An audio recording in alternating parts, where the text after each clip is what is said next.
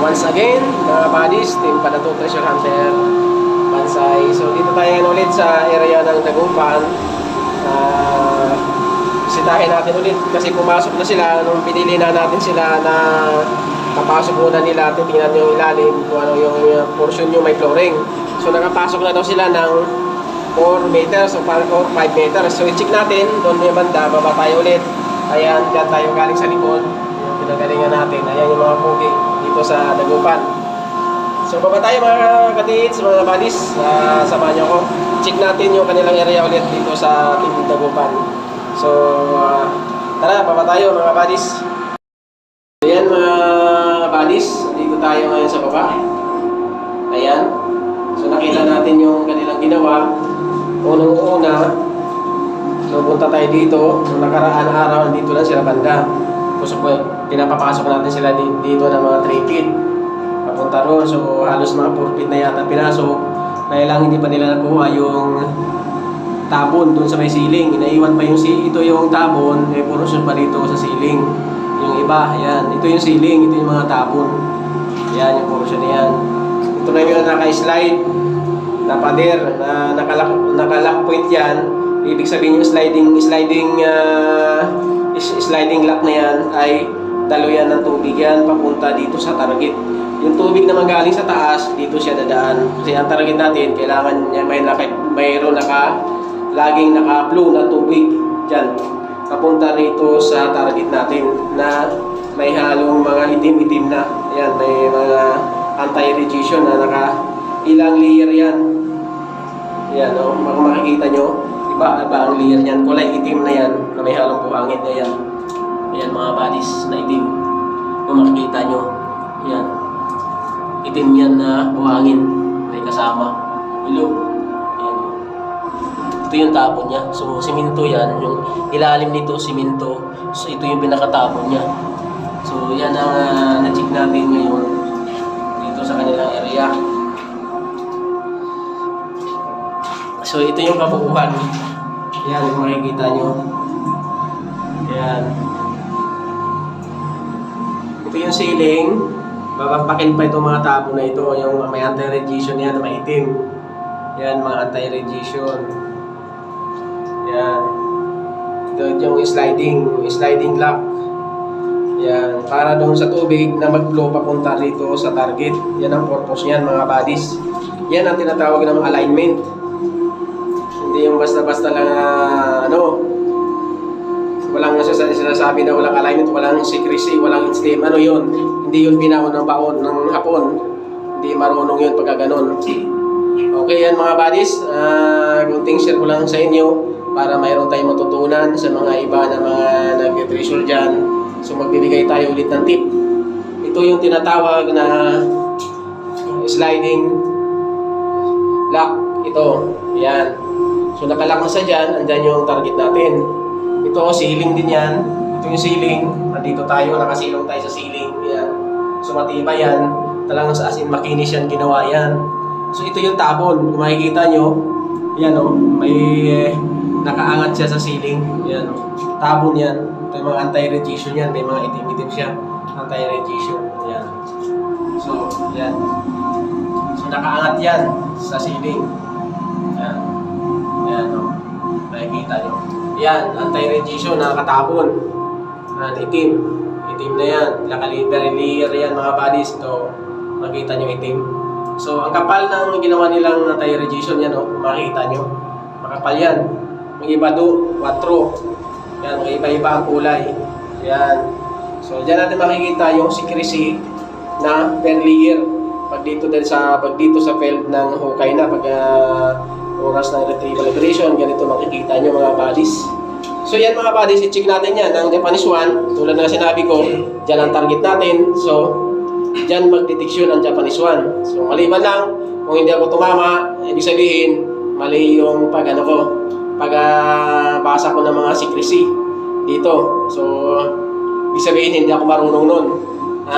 Tip ko lang sa inyo. Ibig sabihin, nag-ano lang ako, parang marunungan. Mali pala, wala parang detection dyan. Subukan natin ng Japanese one. So, yan. Yung lahat ng sinabi ko, bago ako mag-detect, binabasa muna natin yung secrecy, lahat ng mga dyan sa ilalim, yung mga layer by layer, basahin mo at tingnan mo maigi kung saan siya naka-alignment. So mahalaga yan, yung alignment. So tapos kumpasin mo para makita mo yung 3 grams na tinatawag. So yung 3 grams nan, kung saan siya aayon doon sa mga alignment. Yan mga buddies, content tip yan ha, wala nang bayad yan. So magandang knowledge yan para sa inyo. So yan yung ano natin, bagong tip ko sa inyo. So check natin ang Japanese one. Ang Japanese one, may anti-decoy yan. May anti-decoy yung Japanese one. Yan ay kayang tumagos doon sa mga anti-radiation. So, yung Japanese one. So yan mga buddies, ano natin, check natin ha, ng Japanese one.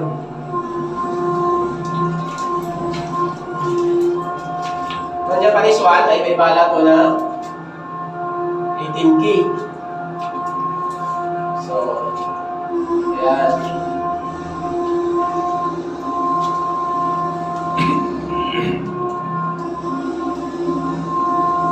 So yan mga buddies ha, may bala ito ha.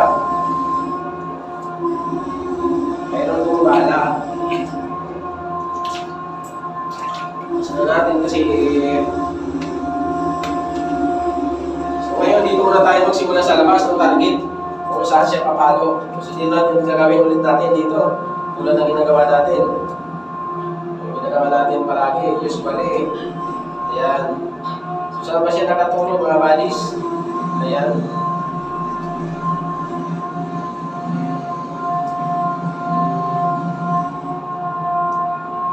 Dito tayo sa gilid.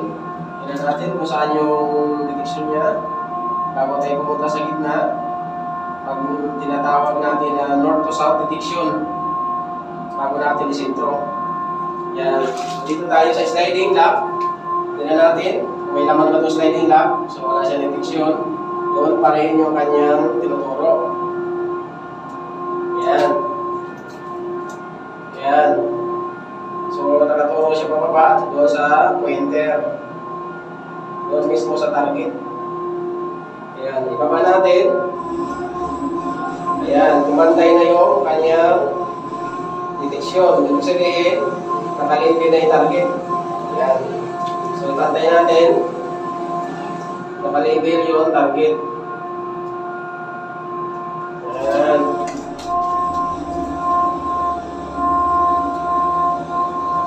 Pasok sa loob.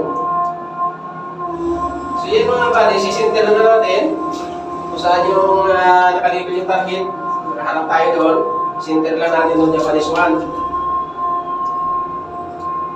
So, ayan.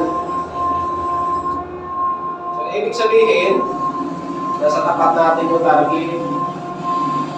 Ayan. So, ano ba ang meaning ng malakas ng ikot? Malayo ba o malapit? Children, anong meaning na malakas ang ikot? Malayo, malapit? Malapit. O, ayan. Buti yung mga children natin, bilis mag-answer. Very good. Ayan. So, dito tayo, tingnan natin sa sentro. So, malaki, malapit pa rin. Ayan.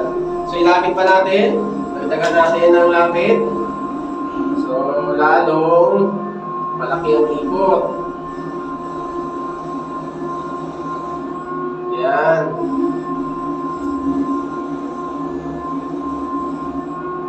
So, pag malaking ikot, ibig sabihin, malaki ang load at malapit na siya. Kasi malaking ikot niya. Yan.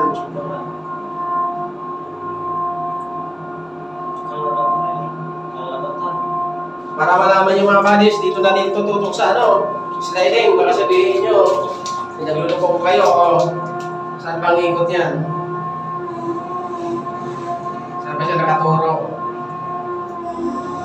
Doon sa target. Ayan. Ayan, so mga buddies, tingnan natin dito sa gilid naman. Kung saan yung ano niya. So, ayan. So ngayon, i-dimension natin kung saan yung lawak dito. Kung saan. Dimension natin ha. Saan na yung lawak nito? Yun, dito. Hanggang dito. Ayan mga buddies. Ito yung dimension paggamit ng Japanese 1 para malaman kung hanggang saan lang siya. Ayan. So ngayon dito naman sa kabila, dimension natin.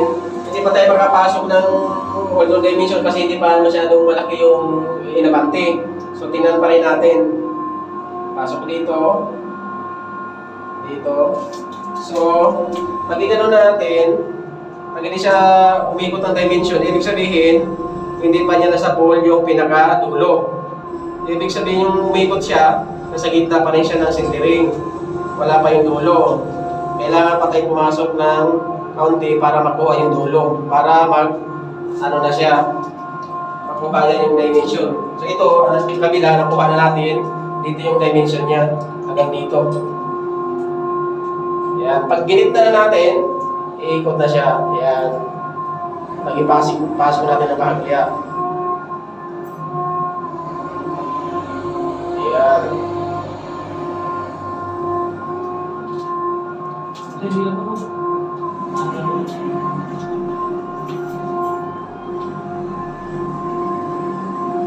So yan mga sindrin, yung ano natin.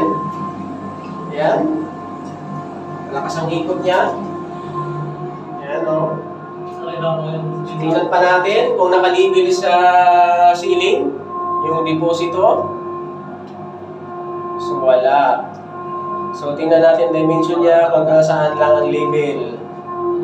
Tingnan natin, tinuturo niya pababa, baba pa, baba pa. Pag nagpumantay na yan na mag-slide, yun na yung label niya. Baba pa. Ayan na. Ayan na. Nag-label na siya hanggang dyan. Nakita nyo ba mga buddies ang dimension natin? Nag-label na siya hanggang dyan. Yan. Yan ang kataas ang target natin. Yan. Pag inangat natin yan, bababa yan siya. Yan. Pag ibaba natin, balikan sa label, mag-swing siya ng pantay. Yan.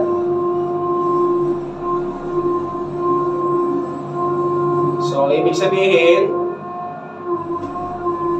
ang target nito ay nasa front lang na nakatayo. Yung label niya naka-wall ito, nakasiminto ito sa naka-wall. Pare ito yung takip, naka-wall yan doon. Jerry, naka-wall. Naka-wall yan na nakasiminto sa loob. So ito yung mga takip.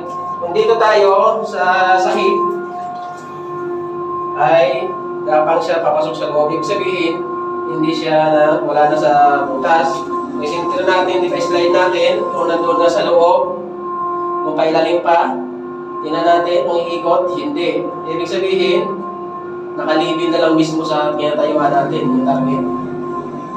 Yan. Katuro, i-slide pa natin kaunti.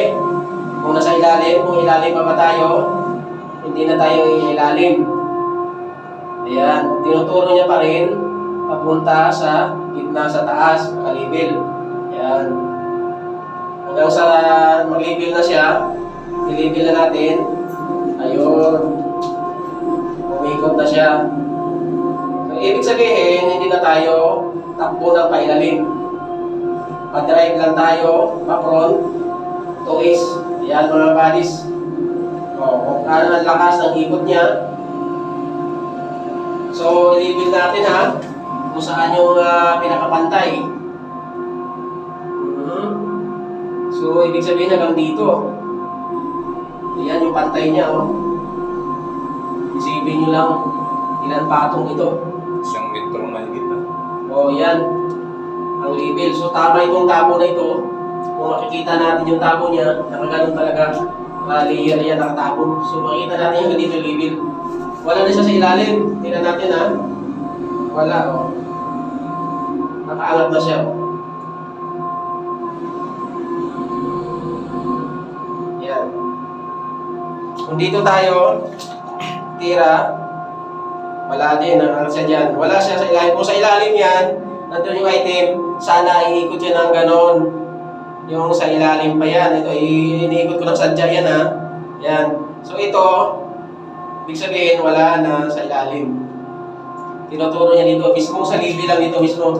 Simula dito, kaya tama itong tabon na ito. Ito, pakikit ito, Jer. Yan. Pasok mo kayo dyan. Mag-iwan kayo dyan. Tukod. So ito lang. Pasok kayo dyan. So, kailangan pumasok kayo doon kasi hindi pa natin nakuha yung pinakadulo niya. So hindi pa nakuha na natin dito. Nakuha na natin. So yung pinakadulo dito, kabila. Kailangan pumasok ka pa dyan para makita natin yung pinakadulo. Dyan. Masasakay yan, papasok doon sa loob. Pero ito, simula doon, yung tabo na yan dyan, yan. Wala dyan, huwag muna pakpakin yan. Saka nyo lang pakpakin pag nakuha nyo na to. Ito muna. Pag nakuha nyo na to, picturean nyo ulit dyan, tingnan natin itsura, kung saan ang itsura niya, saka nyo na yan pakpakin. So ito muna. So bukas, pag-check ulit kung kaya nyo gawin yan, ito muna mapanatan nyo kung kaya maabot. So saka natin check bukas. Ito natin pag ano ko, kasi pupunta pa ako sa sa kabilang side doon sa Anda. So, check ko rin yung ano nila doon. So, yan yung feeling ko para bukas magbalik ko, mag-check ko ulit. Kaya natin pumasok dyan. Ito yung sukat, papasok ka dyan. So, yan. Dito yung layer ng label ng titik natin. Label, nakalabel siya. Hanggang dito. So, tingnan natin. Yan ay naka-wall type yan. So, hindi ko lang siya sa ilalim, wala na. Kasi, kahit na dito natin siya editing, kung sa ilalim siya, hindi na siya umalo. Yan o. Nakalabel lang siya. Ito. Detection niya. Papasok sa loob ka. Yan. Mismo. So, tsakain na natin yan. So, magkasal lang tayo. Nakahulutan niya. Dahil natin pasakin yan. So, ito yung pinakalas na nalagaan. So yan yung gawin nyo, bakit nyo muna yan, pasok kayo dito para makuha natin yung sa dimension ng kantuhan, ng bagir. So yan mga buddies, check na natin ang Japanese one. Yan yung upgrade nila. So, ayan tirahin nila. So bukas, punta pa ako ng Anda, may yun tayong sa ito chicken. Bukas bago tayo ngayon naman Manila. Kaya nila magawa matira to, check natin ulit bago tayo ulit naman. Ayan mga baris, kung bago pa lang sa YouTube channel ko, mag-subscribe ka na dyan para ma-update mo lahat ng mga area na pinupuntahan ko. So ayan, kung nire-revise nyo, pwedeng makita ang retrieval operation. Siyempre hindi, kasi confidential na yon. So ang mga gusto natin ipakita, yung ano lang, yung kasalukuyang operation ng retrieval, pagdating sa item, hindi na pwede ipakita kasi yan ay confidential na para sa mga safety ng ating mga kasamahan dito sa area na ito. So, ang retrieval na operation, itong hindi natin pakita, yung operation lang, pakita natin para makapulutan ng aral. So, yan mga buddies, kung bago lang sa YouTube channel ko, mag-subscribe ka na dyan para ma-update mo lahat na area na pinupuntahan ko. Bansay, Team Padato, Treasure Hunter. Sobrang init dito sa loob. So, maliinit na talaga ang singaw dyan sa loob na yan. So, yan yung tinatawag na ulitin-ulit. Sliding lock pointer yan. Na tinatawag, yung tubig, pag galing sa taas, ay pupunta dyan sa target. Ayan o, makikita nyo yung tubig. Pag hinagisan ko. Ayan, dito siya dadaloy sa target kasi kailangan yung target palagi mayroong tubig kasi 24K yan. So lagi may basa-basa yan. So yan tinatawag na sliding lock point dito sa target. So yan mga buddies, meron naman kayong natutunan na kaunti sa aking exploration dito sa Team Dagupan area. Bansay! Thank you for watching! Ayan yung mga pugi.